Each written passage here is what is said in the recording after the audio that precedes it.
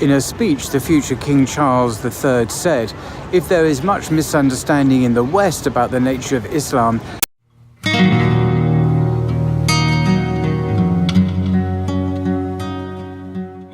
London, shocking news rocked the world on a quiet spring morning.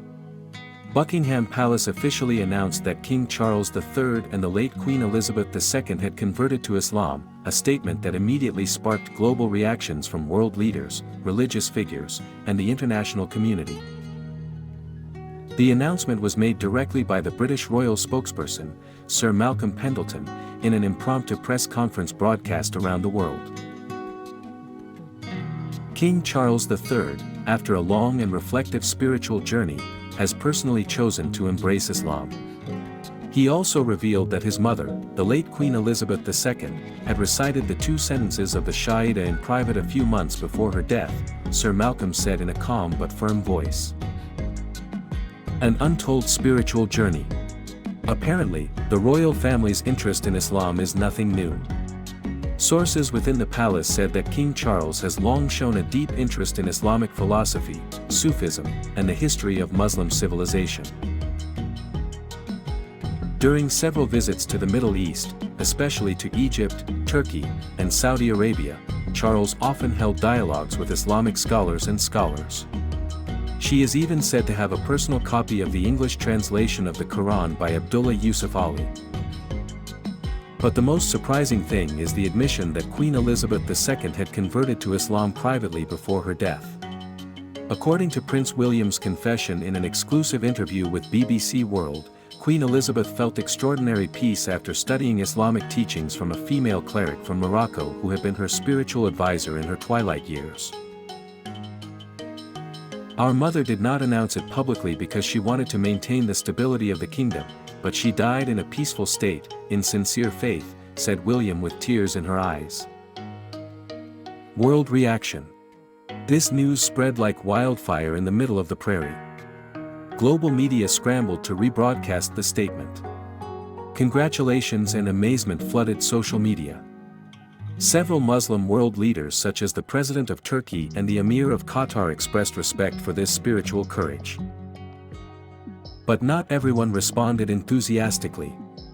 Some British conservative figures expressed shock and confusion. Some questioned whether this would impact the king's position as head of the Anglican Church.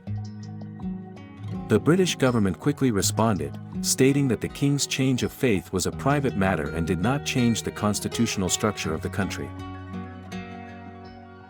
Islam in a new light. Many analysts have called this moment a time marker, where the perception of Islam in the West could change drastically.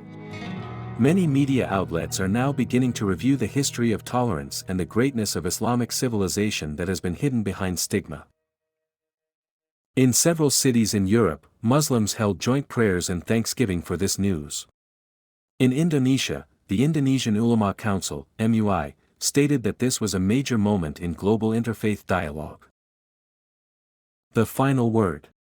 Perhaps history will record this event as one of the greatest surprises of this century. That a king from a country known as a symbol of European Christianity, and a queen who is a world icon, actually found the light of Islam in the silence of their hearts. Faith is a personal journey, said King Charles in his short speech after the announcement. I am not leaving anyone behind, I am simply returning to my deepest self.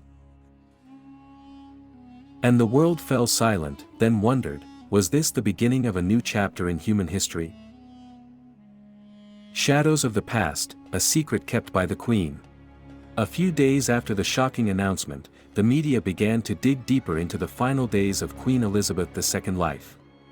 Investigative journalists found that during the last 2 years before her death, the Queen often spent time in her private room with a woman named Dr. Salma Haddad, an Islamic scholar from Al-Azhar University who lives in London. Dr. Salma, in an exclusive interview with The Guardian, said that she was personally asked by the Queen to explain the meaning of life, death, and the concept of divinity in Islam. She was very calm, curious, and unhurried. She read the Quran every night before going to bed. I never forced or directed her. The decision came from her own heart, said Dr. Salma. According to Dr. Salma, the most touching moment was when Queen Elizabeth said the two sentences of the Shaida with teary eyes on a quiet night, accompanied by the sound of rain outside the window of Balmoral Castle. The Palace in Dilemma, Tradition and Transformation.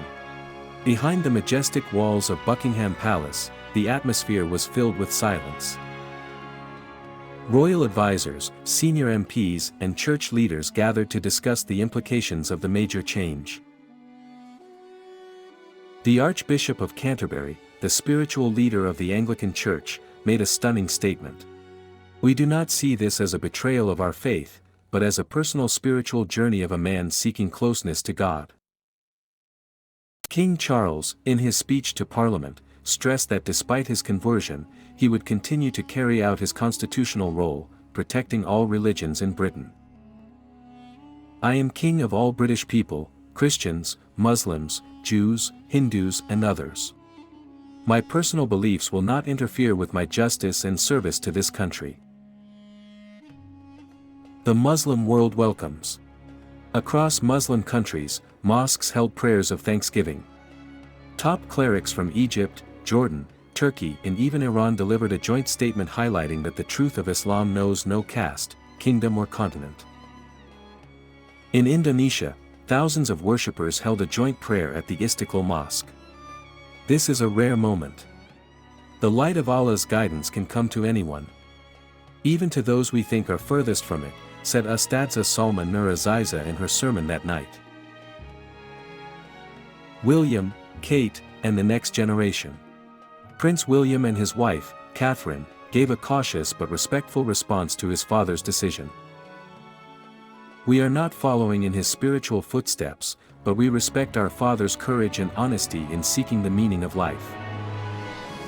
Surprisingly, however, Prince Harry, who has always been known to be more free-spirited, is reportedly studying Islam in depth.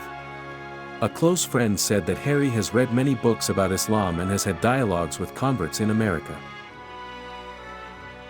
Interim conclusion: history has changed. The world has yet to fully digest what has actually happened. But one thing is for sure, the history of the British Empire has written a new chapter that has never been imagined before. Not only about a king who converted, but about how the world, in all its differences and turmoil, is beginning to open its eyes that light can emerge from unexpected places.